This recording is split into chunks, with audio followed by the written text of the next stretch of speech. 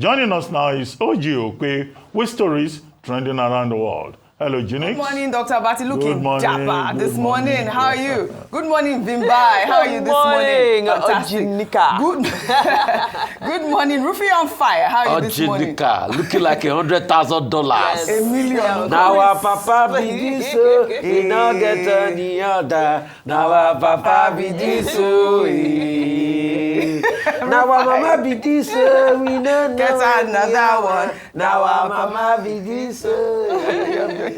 I mean, but really, kudos to President Bola Ahmed Tinubu. But this is the story we are discussing this morning. Good morning to you, viewers. Let's begin what's trending. Nigerians are still reeling from excitement over the victory by the Super Falcons of Nigeria at Rabat's Olympic Stadium after they clinched their record 10th continental title. On Monday, the team arrived in Nigeria and, as promised, proceeded to the Aso Rock Villa to present the WAFCON trophy to President Bola Ahmed Tinubu.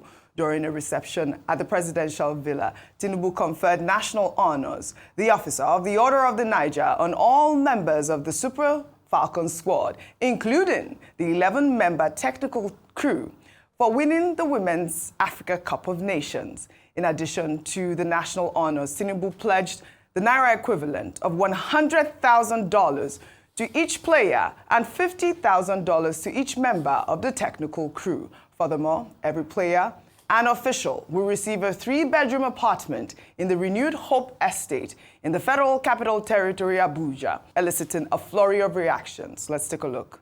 On behalf of the grateful nation, I hereby conferred on the players the 11-man technical team with national honor of officer of Niger. Additionally, I hereby direct the allocation of 3-bedroom apartments for each of the players and technical crew in our renewed Hope Estate. In addition,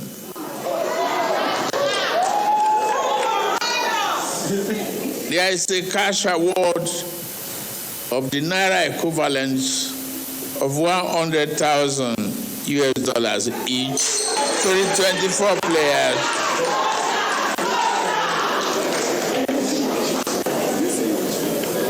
And the equivalent of $50,000 to the 11-man technical team.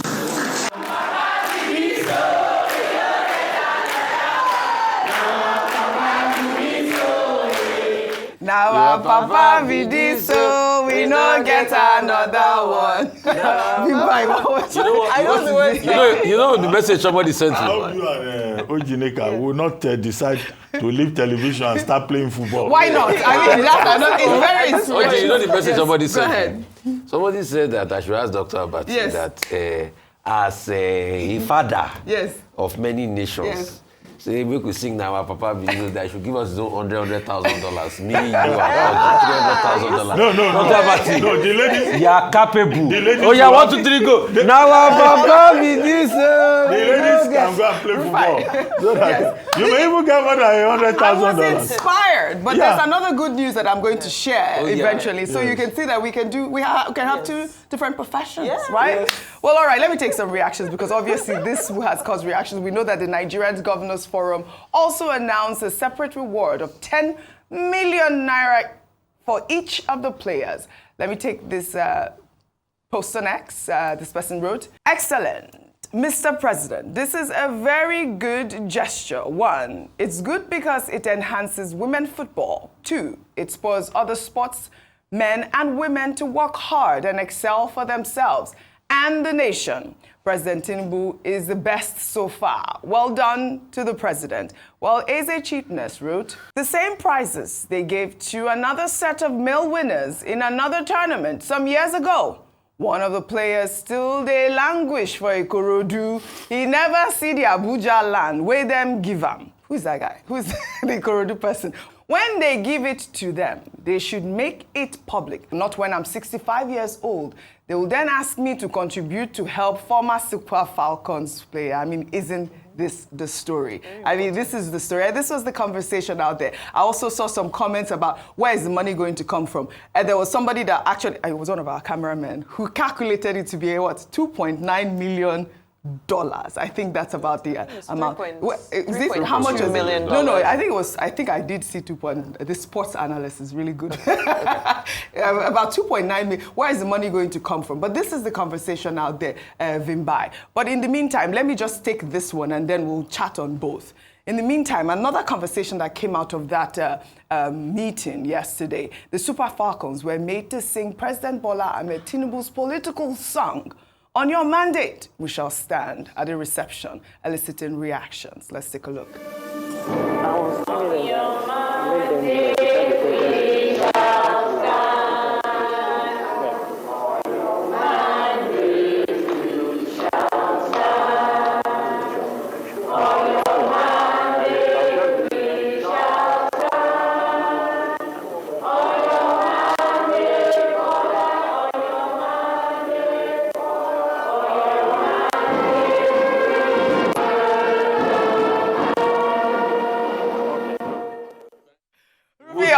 Your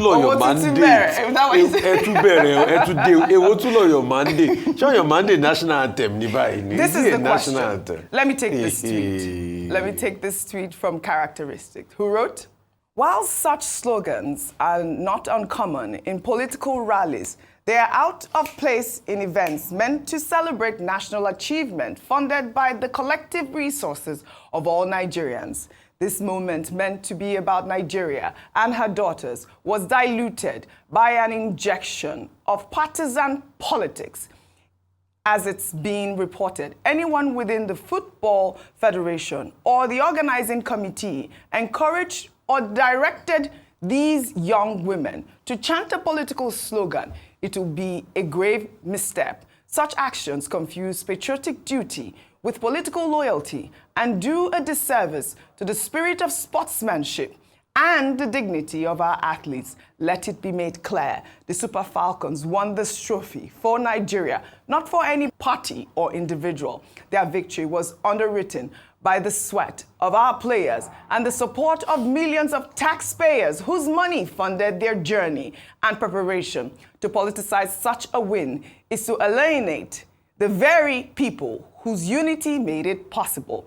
As we rightly celebrate our champions, let us protect the sanctity of national symbols and events. Let football, and indeed all sports, remain the sacred grounds where politics takes a back seat and patriotism leads." Vimbai. That person really, I mean, I love that. That tweet. was yes, a beautiful, really just beautiful. It was longer said, than that, and yeah. I just thought that this was punching. It really was. I love to see that, you know, for the bad reputation that Twitter or X sometimes gets, that there's a lot of wisdom that also gets poured out on that app. Because, oh my goodness me, we need to be delivered from the spirit of trying to politicize everything. Yes. You know, in the morning when we spoke about this victory, I made reference to morale. And I did so intentionally because oftentimes Team Nigeria, whether it be the male team or the female team, whether it be basketball or football, they win against all odds. We don't equip them with all they need until we see that, maybe there's hope or things are looking good. Then suddenly everybody starts trying to join the bandwagon.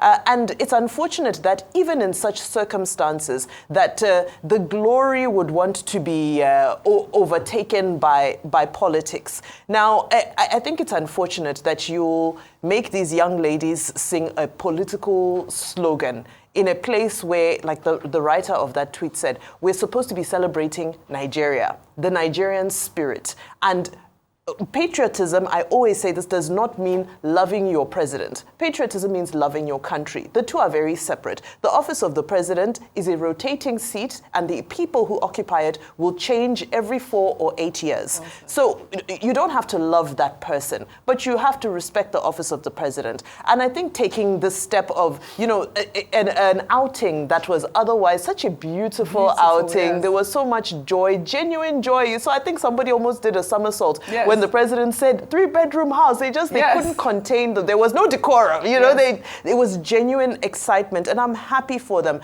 However, as much as the mood in the nation right now may be a little bit down. I really need to beg our politicians to exercise restraint and not hijack this victory, because like I said, a lot of them did not support these girls until suddenly it looked like they were doing well.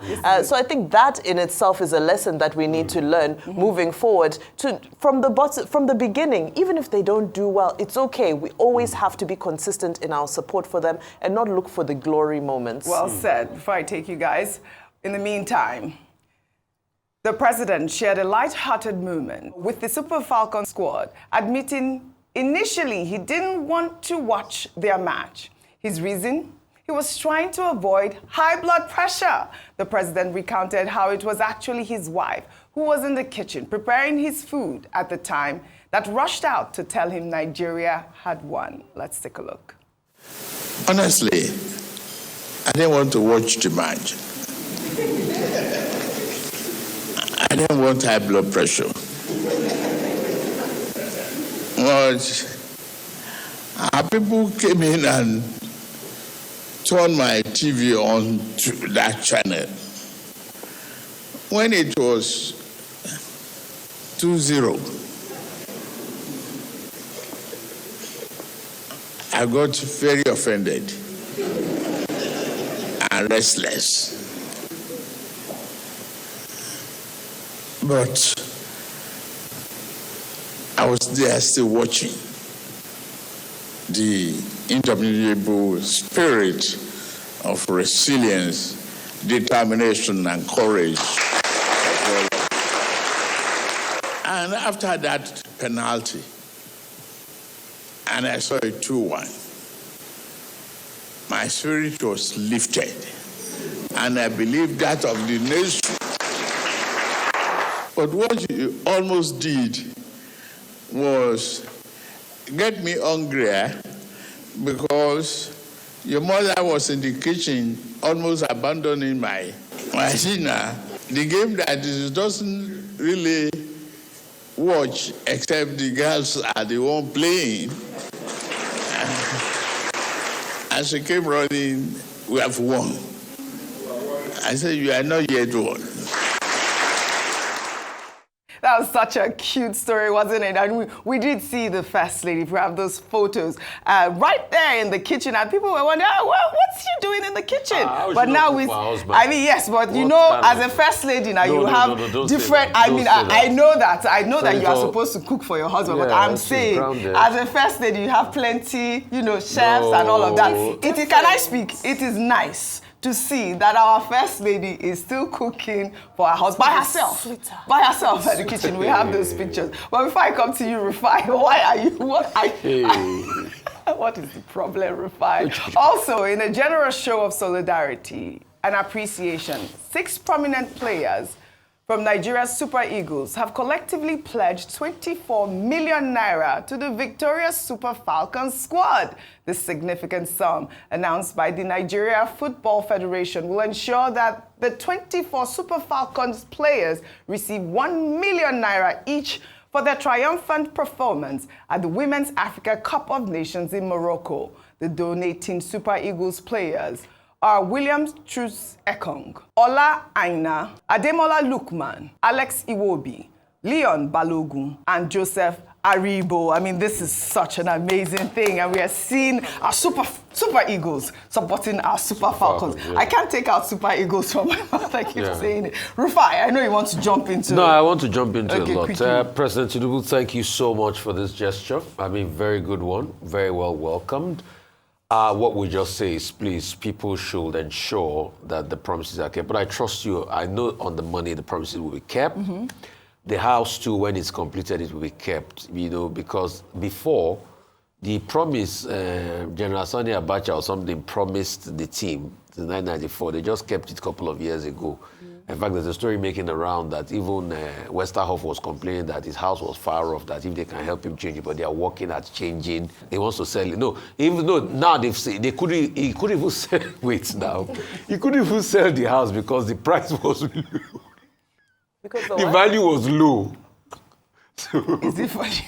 It's not funny, but it's not a big deal. But he got the house and he owns it, right? No, he got the house. Okay. He owns it. but the place was around Kupwa. So stop this thing. He couldn't sell it because the value was low. How many people are not landowners? So what he now decided to do was that he has gone to tell them that they can give him somewhere closer, which was reported, I think, in the Vanguard, and he has gotten somewhere closer. You see, the thing about these houses is that, please, let's also give them in befitting areas. It's not just a mass. I know what they did was of heroic proportion. Is that area where WIKE built? Yeah, so, I mean, it should be of... but I trust President Tinubu. He's a man of style and panache. Hope, yeah. Secondly, I think we are taking politics to a maddening level in this country.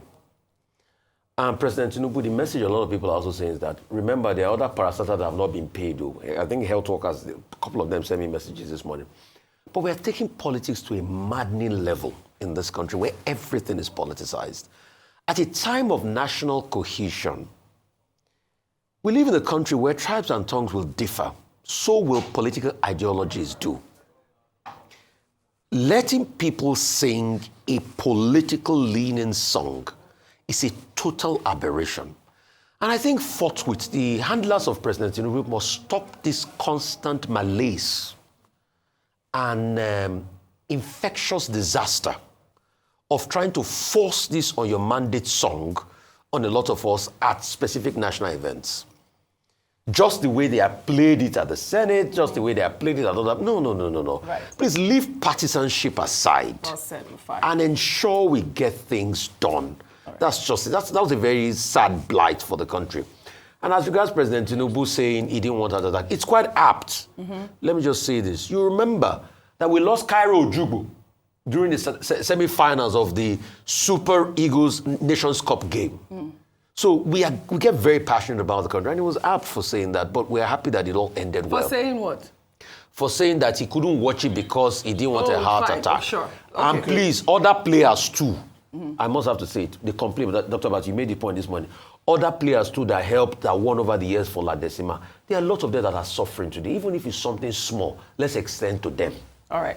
Dr. Bat. Okay, yeah, that's where I was going to start from. That, appreciating these young ladies is very impressive. And that persons who had also contributed to this Mission 10, because Mission 10, you don't jump to 10. You start from 1 to 10.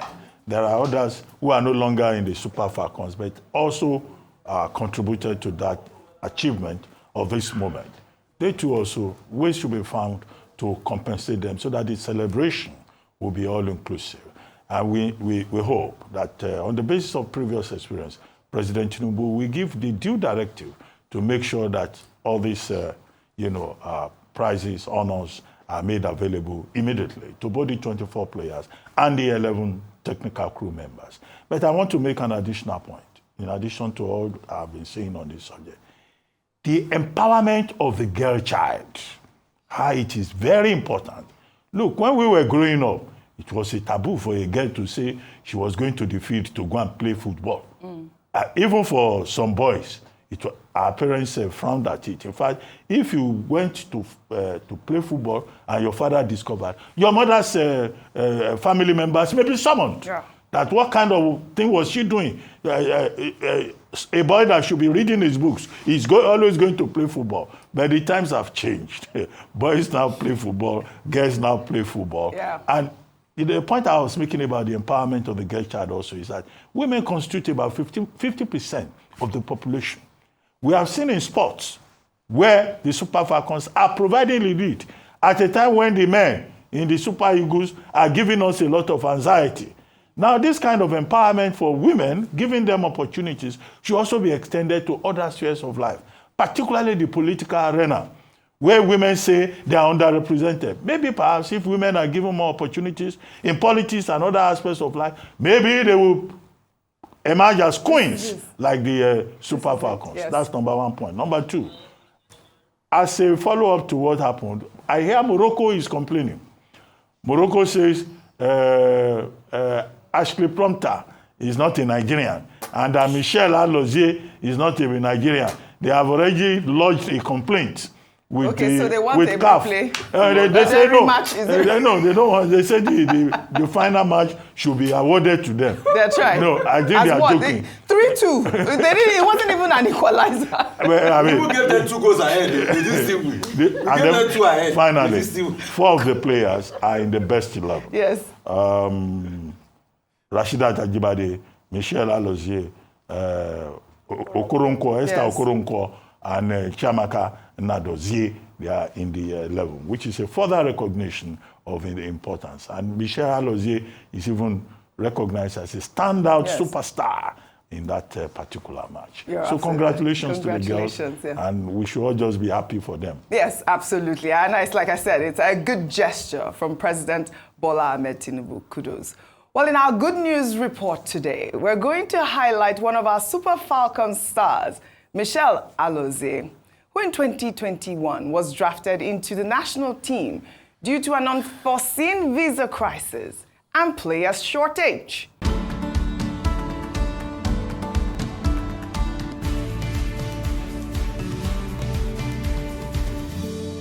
Well, in a remarkable turn of events that highlights the power of opportunity meeting talent, what began as a desperate search for reinforcements by the then coach Randy Waldrum has blossomed into an inspiring journey showcasing Alozie's exceptional abilities both on and off the pitch. In 2021, when the Super Falcons faced logistical hurdles that threatened their participation in the She Believes Cup in the United States, Coach Waldrum cast a wide net, reaching out to Nigerian-American players to fill the roster. Among those contacted was Michelle Alozie, a molecular biology graduate from Yale University, who was then training with the Houston Dash and also working part-time as a career research technician. Alozie's inclusion was swift and impactful. After just one training session, Waldron was convinced of her potential,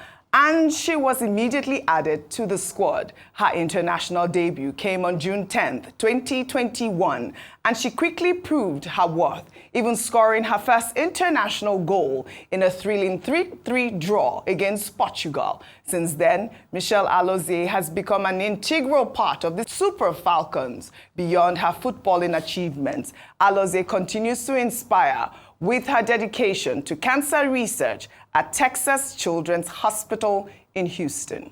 I'm a research tech here.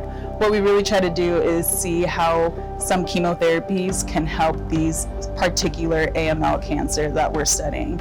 And so we get these specific patients' samples and see what chemotherapies work on them. With a lot of research, this can then be implemented to the actual patient, and they're able to see this difference that we're seeing in the lab. It's really profound, one, but also gives my life so much purpose. Being able to come here and see these kids fight for their lives day in and day out, or they're not able to have this opportunity to play soccer or play any sports that they love, it just puts my life at a completely different perspective and gives me a whole bigger purpose than I initially thought I was coming to Houston for.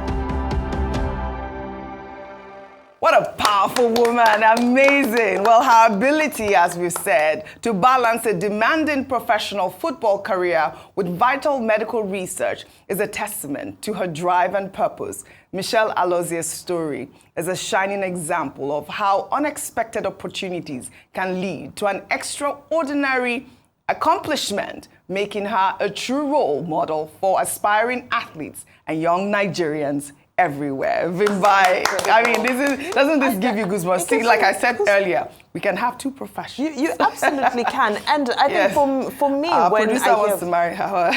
Our producer has been marrying for a very long time. Please. Okay, let's focus here. The spirit of excellence for me. When you imbibe the spirit of excellence, it doesn't matter whether you're playing football, whether you're pursuing a career in molecular biology, saving young children who are fighting cancer. I mean, look at that. So it comes down to excellence and us trying to bring up a society that are committed to being excellent in all of their pursuits. That's the first thing. Then the second thing for me is something I said in the morning, which is that please, I beg, let these women not regret choosing the Nigerian jersey. Let's do right by them. That's with regards to all of their rewards and everything they have been promised. And as we continue to hold them up as, such respectable and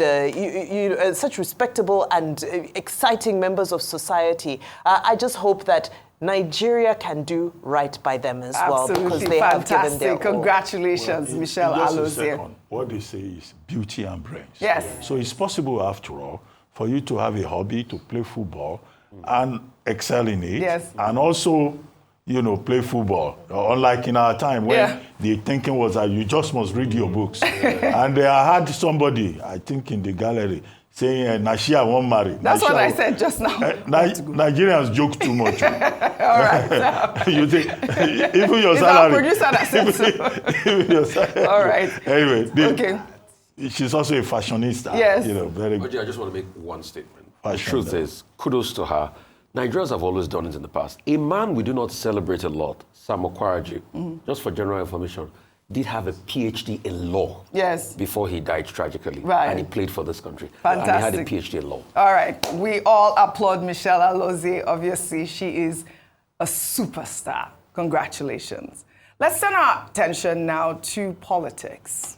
The Social Democratic Party on Monday expelled former Kaduna State Governor Nasiru El-Rufai and banned him from any association with the party for 30 years. The party's National Working Committee stated that El-Rufai never formally registered as a member at his ward level, as required by the party's constitution, despite falsely claiming membership on social media and allegedly forging documents. The SDP accused El-Rufai of gross indiscipline, misinformation, attempting to destabilize the party through unconstitutional actions, and aligning with another political party, the African Democratic Congress, ADC, while trying to draw the SDP into an unapproved coalition. I mean, when I saw this story, Rufai, I was wondering, they said that he never really joined. How are they banning him? And that's the rhetoric online, actually. But let me take this tweet, a short tweet from Laugh and Learn, who wrote, a 30-year ban for someone over 65, and that's the actual question. The party also stated that it has notified the Independent National Electoral Commission of El-Rufai's non-member status, emphasizing that he is not authorized to act or speak on behalf of the SDP. But he's not doing that any longer. You see, all of this is just politics. He's not doing that any longer. He has gone to join the coalition. Him joining the SDP there was when they were trying to get footing and looking for parties and shopping for parties. Obviously, he's long left them. And if they say, oh, he didn't join from the grassroots level, he went ahead to parade himself and all of that. See, all of this is all politics. And see, with due respect, the SDP, they have no right. It's anti-constitutional to be able to ban somebody from politics for 30 years. Who them be? I mean, they go ban them themselves. So all of this is just political talk. And it just goes back, to his base. He's been facing a lot of political challenges with incumbents in the state and all of that. So I think all of this, have you even seen El-Rufai respond to this? I'm sure when he responds to that, he will just respond with a lot of sarcasm and say, who be this one? All right, we'll follow up on the story as usual. Dr. Abati, I would like to take this story. In a disturbing development, a graphic video has gone viral on social media showing Edo State activist Okai Okani being brutally assaulted by armed vigilantes in Auchi. Okani, who coordinates the Edo North Unity Worldwide, an annual forum designed to assess and honor public office holders, was reportedly attacked during his own event by over 50 uniformed vigilantes and thugs. The assailants allegedly stormed the venue, destroyed property, and beat the activists to a pulp. Well, here's the distressing video capturing the moment. Okani was attacked and forcibly dragged into a truck. Viewer discretion is advised. Let's take a look.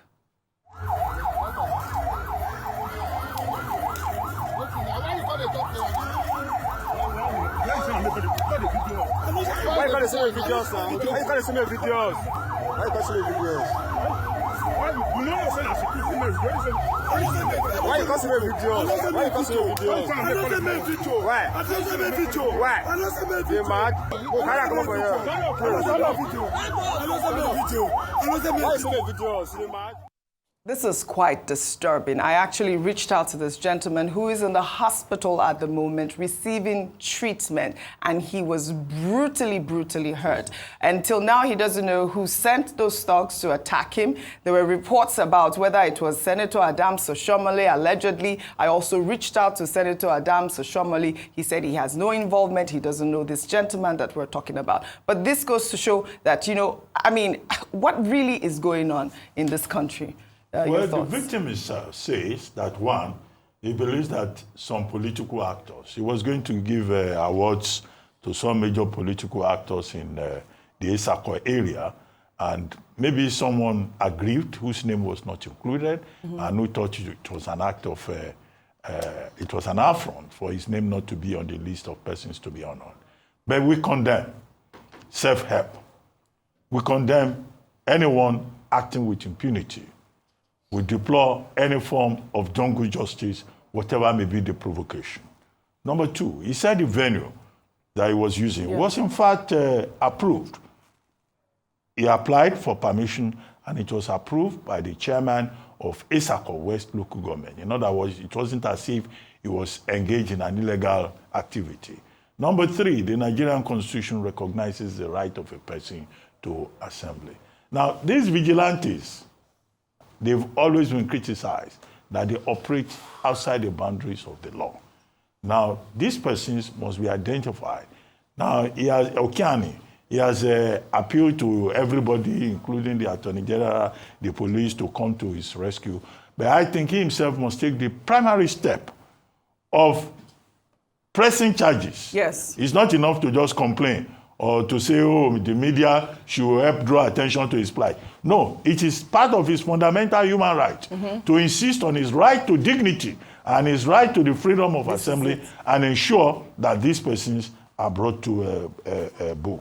Well, I hope he recovers very quickly. Yeah. As we are going towards 2027, we are likely to see more incidents of this nature where violence is a means of communication. Yes. I think the government of the day, whether national or subnational or local, has a responsibility that people do not negotiate political situations with impunity, with violence. Right. Look at how the man is even a chief. You see, this is what has happened in this country. This is it. Nobody respects anybody you call chief again. Unfortunately. If you like, you call yourself chief, high chief, double chief. If your political opponents are not happy with you, this is horrible. They organize some hoodlums. Well, the Edo State Police Command has responded to this, and they are investigating, they are looking into it, and as always, we'll follow up on the story. We hope for speedy recovery for the gentleman. Shall we take our story now under milestones? This year marks 19 years since the death of Anthony Olufunsho Williams, a towering figure in Lagos State politics, whose promising journey was tragically cut short on July 27, 2006, after he was brutally assassinated at his home in Dolphin Estate, Ikoyi.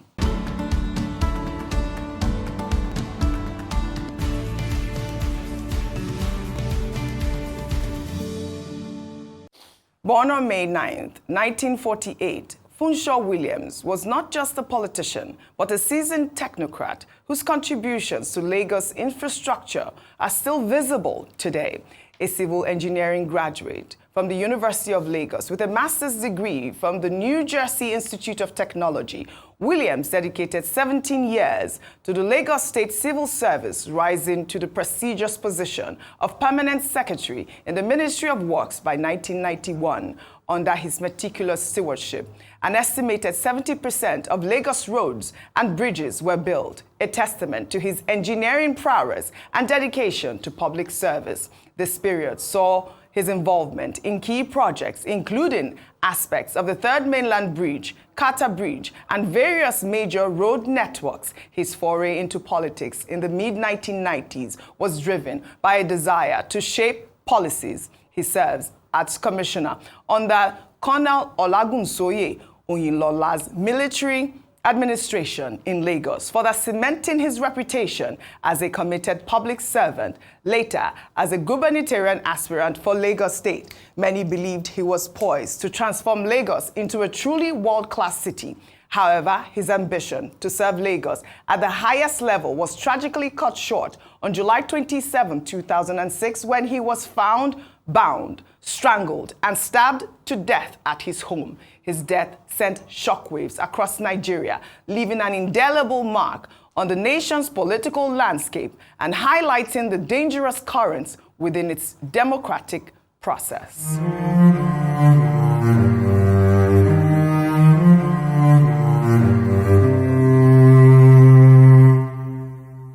Though his life was taken too soon, Funsho Williams' legacy endures. In his honor, the Lagos State government renamed the prominent Western Avenue to Funsho Williams Avenue, a fitting tribute to a man who dedicated his professional life to building the city's infrastructure. May his soul continue to rest in peace. I wish we had time to discuss this subject, but unfortunately we don't. That's all I have for you guys. Thank you very much for your contributions on What's Trending Today. Well, that's all I have for you guys on What's Trending Today. I'll see you all tomorrow.